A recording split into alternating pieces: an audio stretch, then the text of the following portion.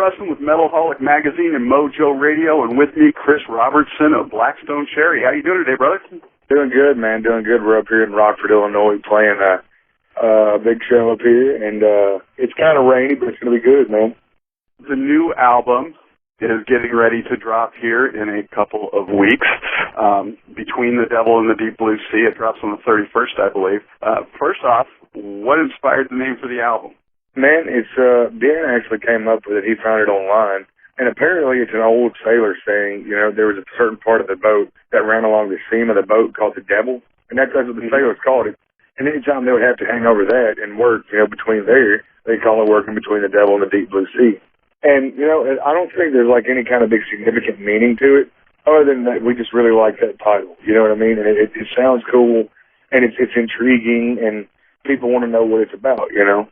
So you guys broke out of your comfort zone this time around. You went out to Los Angeles, which was the first, and Howard Benson produced this record. What was that whole experience like? Man, it was absolutely the right move to make for us at this point. I mean, we'd always recorded around home, you know, the furthest being Nashville, which is an hour and a half from home. And we always had family in the studio hanging out and all that, and that's great. But we wanted to go, just the four of us this time, and make a record, you know what I mean? Because since the inception of the band, the four guys of the band had been the ones that just went out and made the record with a producer. And it felt like the right thing to do at the time, and it feels like the right thing to do right now. You know, I mean, we feel like it's our best work yet. And I know bands say that with every record they make. But, you know, any of our fans that listen to this, I think they'll agree that it's the best that we've done so far. And, you know, Howard's a great guy to work with. His whole team, Mike Plotnikoff, Mark Van Gool, Hatch, and Paul DeCarli, they're all just great guys, you know, and they're the best in the business at what they do. So what did you guys learn from this experience? Man, you know, just to try new things, you know. I mean, like, there's a song on the record that is just only bluegrass instrumentation. I mean, it's got, you know, a banjo, a dobro, a mandolin, acoustic guitars, stand-up bass, and the drums were old, like, you know, marching drums, like Civil War-style marching drums. The snare drum on that song and the bass drum and stuff. And it's, we just experimented with some stuff, man, and tried to do the best we could with everything. Now, did you guys write everything within the band this time, or did you get a chance to sit down and write with some other people for this record? Man, we wrote a couple songs on our own, and then we wrote, the majority of the record is actually written with some outside guys. And, you know, we were kind of nervous about that at first. It was like, how in the hell is this guy going to click with us? And it's just like anything, you know what I mean? Like, you meet people that you click with, and you meet people that you don't. And, you know, we wrote a couple songs with a guy named Trey Bruce out of Nashville, a couple songs with a guy named Zach Malloy out of Nashville, who's written, it's funny, you know, but he's written, like, Carrie Underwood songs and stuff like that. And Trey's written songs for Alan Jackson and Randy Travis. And then they're writing songs with a band like us, and they're some of the heaviest songs on the record. And then that doesn't mean that, you know, our heavy songs are like country songs. They're heavy rock songs, and it was a chance for those guys to do something they hadn't done in a while.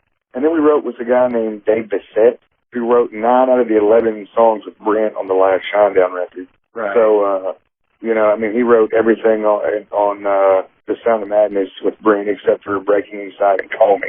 He just produced the new Adelita's Way record, too, so. Yeah, man, and that guy's a phenomenal writer. I'm trying to think. We wrote with Bob Marlette, who produced the second record, and the song that made the record that we wrote with Bob, John 5 also helped us write. So, you know, all the metalheads can appreciate that, you know. I'm talking about country guys, but, you know, you've got John 5, who's, you know, arguably one of the best metal guitarists out there today. And you know, we wrote a song called Killing Floor with me and Bob Marlette. One of the things that I wanted to ask you was, in your mind, how is this record sonically different than the first two? Man, you know, I just think that overall, it's the heavier songs actually sound heavier. You know what I mean? Like the first two records, it was more, like the first record was more kind of like a live kind of thing, you know? It was more spontaneous and rambunctious. And then the second record, we concentrated on wanting to make everything really swampy and kind of give it, you know, the Deep South thing. To where, you know, the new record, we just wanted to go in and make a rock record that when it was time to be heavy, it was heavy. You know what I'm saying? And, you know, the rock songs rock, the heavy songs are heavy, and the songs that aren't so heavy did what they were supposed to do. And I think, you know, from the drums to the bass to the guitars to the vocals, that the tonality on the new record is the best that we've ever been able to capture. And, you know, the overall mix, you know, Chris Bordel's mixed the record, and he's probably the best hard rock mixer going today. So, you know, you can't say enough for that guy.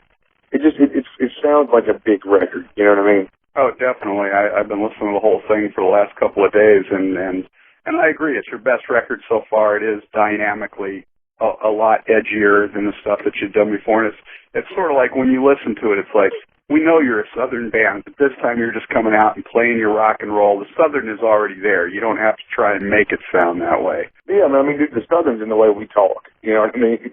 The Southern part of it, it's who we are, where we're from. We never wanted to be a Southern rock band. We've been labeled that, from day one. But more than anything, man, we're just a rock band that happens to live in the South. I've been reading some message boards online, and of the naysayers, they all keep coming back to the same sort of thing. And they're hollering that you guys are sort of intentionally morphing into sort of a Southern fried version of Nickelback. Now, first off, is that even an insult to you? And how do you Not really. Like I mean, here's the thing, man. Like, critics love to hate Nickelback, yeah. But 30,000 people love to go see Nickelback a night. You know what I mean?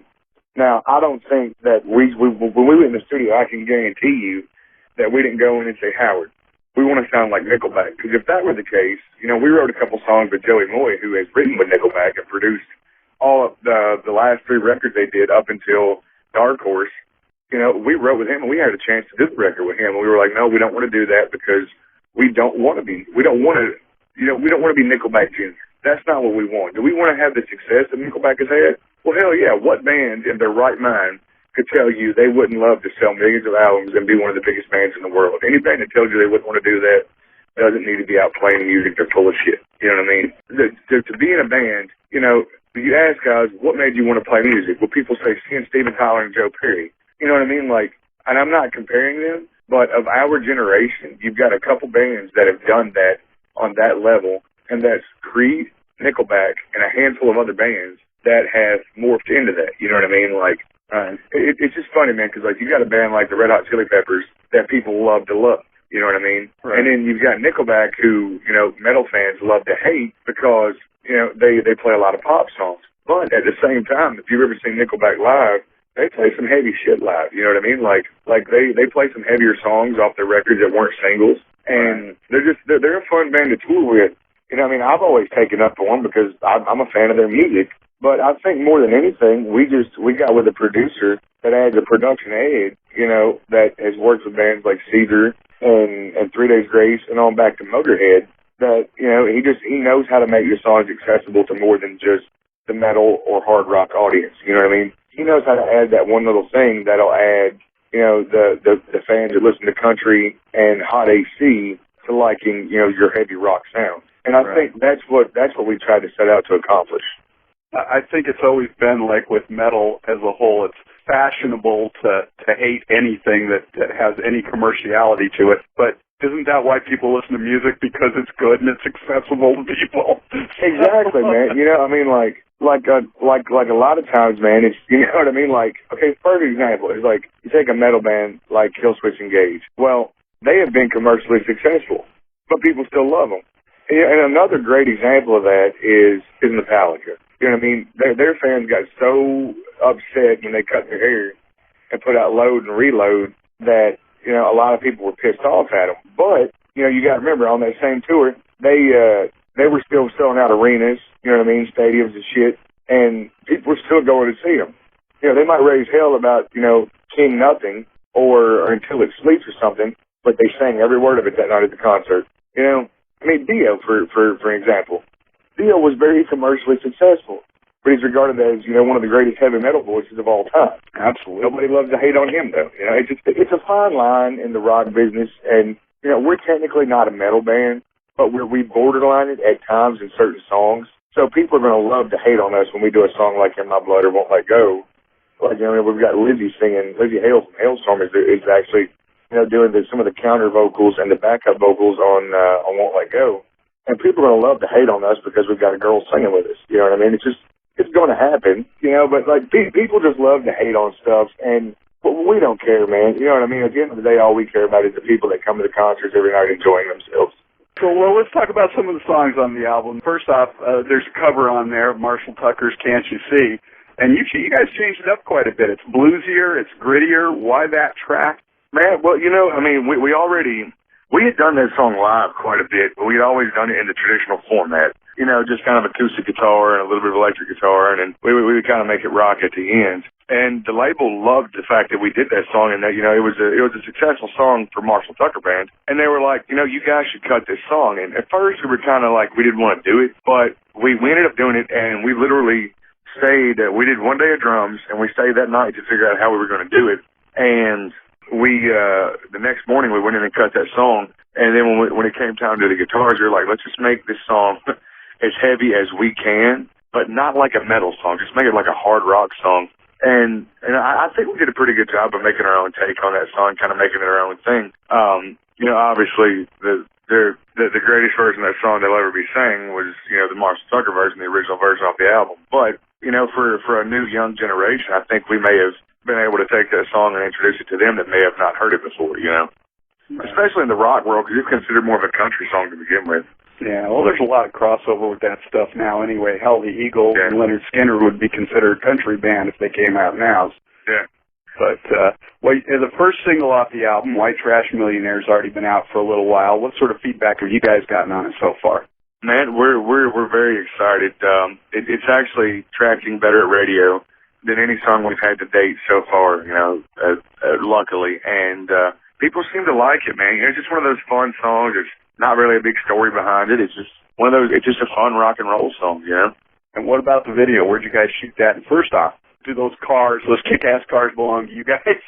No, I wish they did. I actually had an 81 Trans Am, which is kind of what inspired the song. Anyways, the car was half primered and half original color. So I looked like a drug dealer driving the thing around, man, because it was kind of haggard. But I loved it, and that's where the first line of the song came from. But, no, we rented those cars out, man, and we did the video at a place called R.E. Harp & Sons in Bowling Green, Kentucky, which is it's a metal recycling place. And it just seemed like the right place to do that video, you know what I mean? Well, let's talk about a couple of the other songs. Killing Floor, you sort of already mentioned. It sort of has an Egyptian vibe to the opening and the riff there. Tell us a little bit about that track and the story behind it. Yeah, we were sitting around at Bob Marlette's place, and we were like, man, is John in town? As John 5, and Bob's like, yeah, let me call him, have him come over and write a song with us. We're like, hell yeah, dude.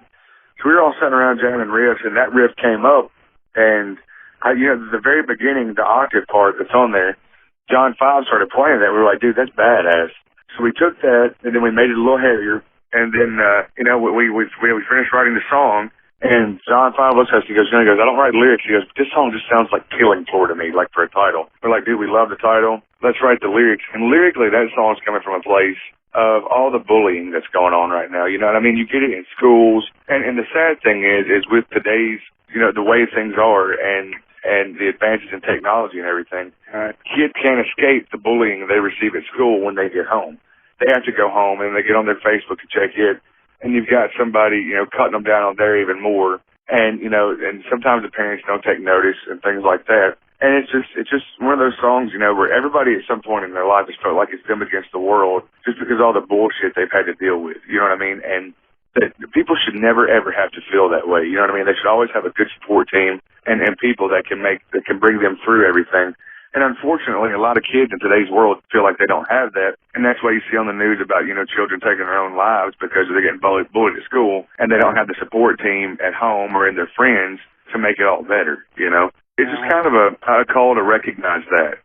I think the tragedy there, too, is that too many times these days, even the parents that know what's going on just, on the other end, don't care what their kids are doing. That or they say, well, I'm too busy with work and all that, and it's not right, man. I mean, you brought a child into the world. You should be there for that child every step of the way. You know what I mean? Like that's it, and that's the way it should be, man.